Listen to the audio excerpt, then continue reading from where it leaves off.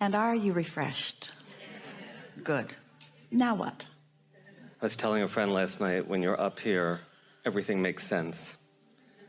There's no questions. It's pretty amazing.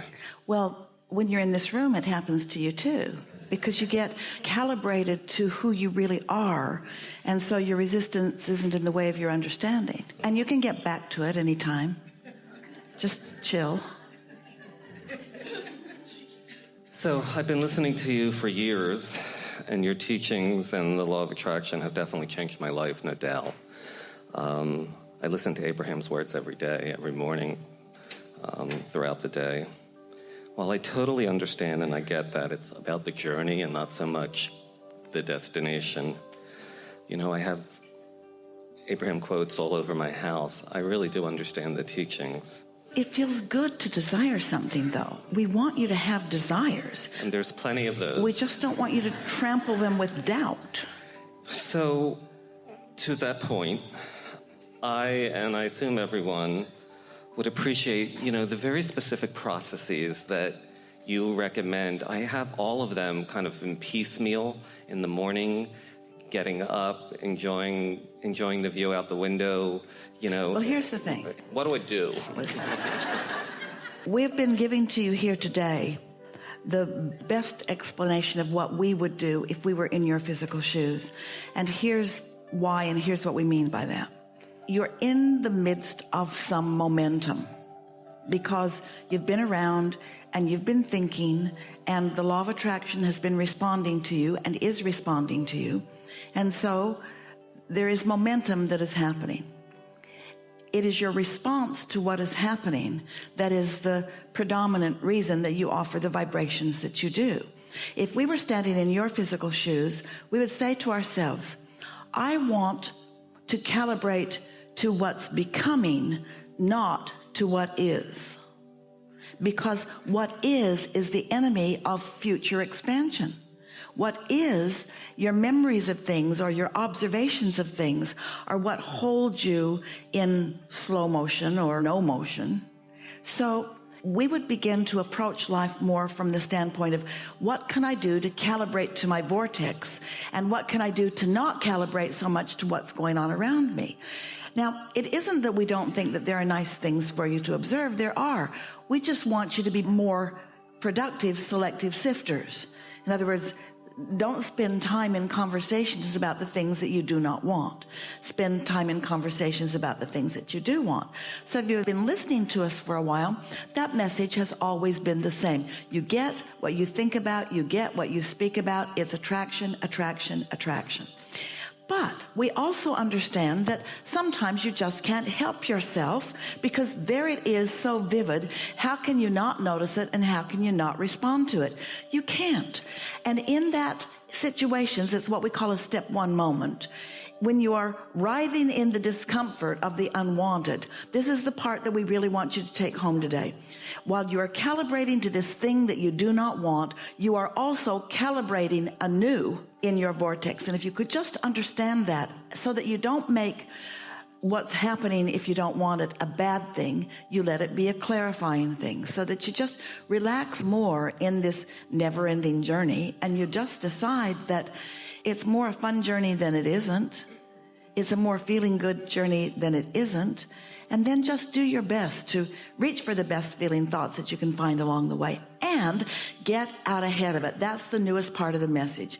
Get out ahead of it by segment intending and by meditating. A belief is something that is a thought that almost feels like it thinks you, because it has momentum. So the best you can do is notice how this belief feels. And if it feels defeating, or if it feels unfair or unjust, then you've got to do something about changing the way you feel. And what's tripping most humans up is that you think, no, the injustice has to go away, and then I will not feel injustice. So I will get a whole bunch of people on my team and we will fight injustice. It doesn't work out very well, does it? The harder you push against the injustice, the more the injustice becomes. So what you finally have to decide is that you're going to step back and look at it from a broader point of view where there is no injustice. They're just people utilizing the law of attraction in different ways. And you can utilize it in a way that makes you have what you consider to be a better life for you. There's no magic formula. You just got to do the work. And the work is pay attention to how I feel. And if I don't feel good, take my attention away from whatever it is that isn't feeling good. But don't just take my attention away from it, then give my attention to the other end of the stick, what I've calibrated it to be. So what's on your mind? Well, again, what I do to achieve that. So there's the meditation, and then directly after that, I've heard you say so many times you did focus wheels for years. We love you all so much. You meditate for 15 or 20 minutes, and then you respond to life all day long. Yes. In other words, you watch television and you respond to it, and you talk to each other and you respond to it, and you go out to dinner and you respond to it. You're knee-jerk responding to almost everybody. You got to get out ahead of it. You got to stop responding, and you got to be better prepared before you walk into the room where you could respond. Esther's back here because she knows the room is too warm, and so she encouraged everybody to open the doors because it's 52 degrees outside. Want to go out there? And so back here, there's a door that goes right to the outside, has a big sign on it that says, don't open it. It has an alarm. Well, turn off the alarm. Turn off the alarm. So they did. And then nice men, too little, too late. You may have seen them stick a big stick over to ascertain that there's no air coming out at all. The thermostat says it's working. Everything says it's working. It's not working. So Esther's looking at, there are 8 of them in her hallway, and she just said, just open the door. Just open the door. Just open the door. It's a little too late to redo the air conditioning in the room. And she's feeling so good, she found it comical. 2 days ago, she wanted to kill everyone. Today, she's tuned in, tapped in, turned on. She's feeling good. She's just watching them. She knows they're well-meaning and completely ineffective. There's nothing that it can do. There's nothing that they can do at this point. There's nothing that they can do. But there's something she can do. She can be distraught about it, or she can see the humor in it. He stuck his pole over, and she said, what's that supposed to do? Because she could see an orange thing hanging from it. Just hanging from it. Just hanging from it. Doesn't look like there's any air, Esther said. Doesn't look like it's working. And they're looking at her like, there isn't anything we can do. And she's looking at them like, there isn't anything that you can do. And she's looking at them like, it doesn't matter, there isn't anything you can do. And they're looking at her like, well, even if it mattered, there isn't anything that we could do. And so stuff happens around you all the time.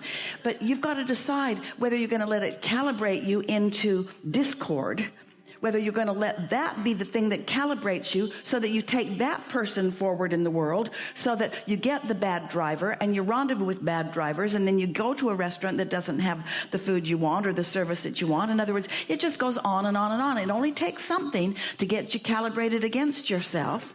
So you've just got to decide. You've just got to decide how your life mostly goes. Because Esther's life mostly goes very well. It is a really rare experience to have a meeting room that's not ready for a meeting. It's a really rare experience. There may be many more now.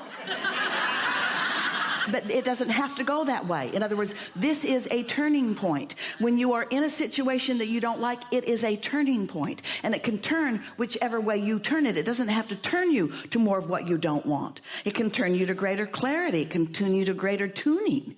It can make you more clear about what you want. It can cause you to make better decisions and follow up on your decisions more. There are all kinds of things that a situation that you don't like can activate within you. You just have to know that you're in charge of your life. And sometimes in a situation like this, it doesn't feel like you're in charge because something that matters isn't working. So it doesn't feel like you're in charge, but you are in charge of the way you respond to it. You are in charge of that. It's 52 degrees outside. It could be a whole different situation. In other words, if it was 120 out there and this wasn't working, there'd be more suffering going on in here. But that's not what's happening. You see what we're getting at? Listen, you answered my question before I asked it. This is ridiculous. You answered all of my questions. And one of the issues really was the sense that we are all doing something wrong because we're not having a life like we assume Esther has. And now we see the life. Now you know. Yeah. Now you know. Truly. That you never get to the place that you're not doing the work. You never get to the place where you're not doing the work. We could give you the scenario of what Esther saw coming about this, but things get stuck in your vibrational craw, and then instead of doing something about them, you just sort of complain about them. And so it doesn't take very much complaining to manifest something. We are all in this together in this environment. You could say that this is everyone's point of attraction. We would say it is more strongly Esther's point of attraction than anyone else, in the same way that a parent is a stronger attraction for their children than anybody else, because Esther thinks more about this. Esther cares more about this. Esther makes decisions more about this. And sometimes, and this is really the thing that is applying to Esther, and maybe it's applying to some of you too. We know for sure it is, so we're just going to say this. When you begin calibrating and you tap into the resources that are available to you, and you create a really big life, you can't fall back into patterns of action to deal with the big life you've created. You just can't do it. When you do it, your body breaks down, or the air conditioner breaks down, or something breaks down, communication breaks down.